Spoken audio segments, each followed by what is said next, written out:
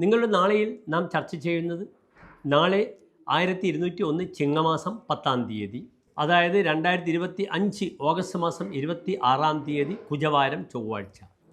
ചൊവ്വാഴ്ചത്തെ രാഹുകാലം നിങ്ങൾക്കറിയാം, ഉച്ചയ്ക്ക് 3 മുതൽ 4:30 വരെയുള്ള 1.5 മണിക്കൂർ ദൈർഘ്യ സമയമാകുന്നു. നാളെ ചൊവ്വാഴ്ചത്തെ തൃശ്ശൂർ സൂര്യോദയം കാലത്ത് 6:19, അസ്തമയം വൈകിട്ട് 6:39. നാളത്തെ നക്ഷത്രം വെളുത്തപക്ഷത്തിലെ അത്തം നക്ഷത്രമാകുന്നു. അത്തം നക്ഷത്രം പ്രായണ വെളുത്തപക്ഷത്തിലാണെങ്കിൽ ചന്ദ്രന് ബലമുണ്ട്.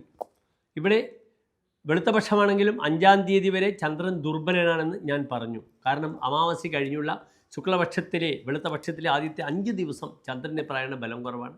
എങ്കിലും നാളെ വെളുത്തപക്ഷത്തിലെ തൃതീയ തിഥിയാണ്, ചന്ദ്രൻ ബലവാനായി വരുന്നുണ്ട്. അത്തം നക്ഷത്രം സ്വതവേ നാം ശുഭകാര്യങ്ങൾക്ക് ഉപകരിക്കുന്ന നക്ഷത്രമാകുന്നു. അത് ഉത്തരത്രയത്തിൽ പെടുന്നു, ഉത്രമത്തം ചിത്ര.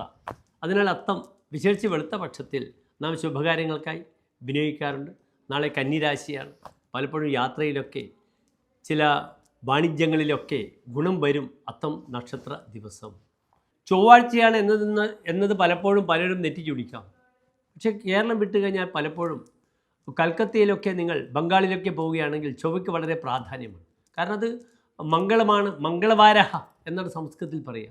മംഗളം ചെയ്യുന്ന ദിനമാകുന്നു പലർക്കും ചൊവ്വാഴ്ചകൾ. അവർ ഭദ്രകാളിക്ക് പ്രധാനപ്പെട്ട വിശേഷപ്പെട്ട വഴിപാടുകൾ, മൃഗങ്ങളെ ഹിംസിച്ചുകൊണ്ടൊക്കെ, കോഴിയെ അല്ലെ ആടിനെയൊക്കെ അറുത്തുകൊണ്ട് പലപ്പോഴും തങ്ങളുടെ ദിനത്തിന് വളരെയധികം പ്രാധാന്യത്തോടു കൂടി കണ്ടുവരുന്നുണ്ട്.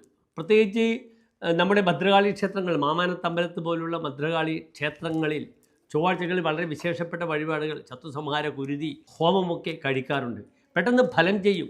കാരണം തമോമൂർത്തികളായ ഗ്രഹങ്ങൾ, അത് ഘണ്ഠാകർണനായാലും ഭദ്രകാളിയായാലും ചാമുണ്ടയായാലും അപ്രകാരമുള്ള ദേവതകളൊക്കെ തന്നെ ഇമ്മീഡിയറ്റ് ഫലം തരും. ആ രീതിയിലുള്ള ഉപചാരങ്ങളും ആ ദേവതകൾക്ക് നാം സമർപ്പിക്കണമെന്ന് മാത്രം.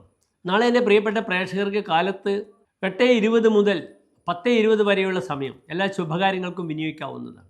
8:20 മുതൽ 10:20 വരെയുള്ള നല്ല കാലഹോരയാണ്. അത് കന്നിരാശിയും തുലാരാശിയുമായിട്ട് ലഭിക്കും. നാളെ ഭൂമി വാങ്ങാനും വിൽപ്പനയ്ക്കുള്ള ഭൂമി പെട്ടെന്ന് ക്രയവിക്രയം ചെയ്യാനുമൊക്കെ നാളത്തെ ദിനം വളരെ അനുകൂലമാണ്.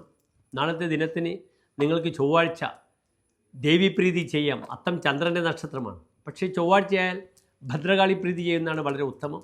രക്തപുഷ്പാഞ്ജലി, കടുംപായസം, ശത്രുസംഹാര കുരുതി പുഷ്പാഞ്ജലിയൊക്കെ നാളത്തെ ദിനത്തിന് നിങ്ങൾക്ക് ദേവിക്ക് സമർപ്പിക്കാവുന്നതാണ്. മറ്റ് ബുദ്ധിമുട്ടുകളൊന്നും നാളത്തെ ദിനത്തിനില്ല. എല്ലാ പ്രിയപ്പെട്ട പ്രേക്ഷകർക്കും ശോഭനമായ നല്ലൊരു നാളെ പ്രാർത്ഥിക്കുന്നു. നന്ദി, നമസ്കാരം.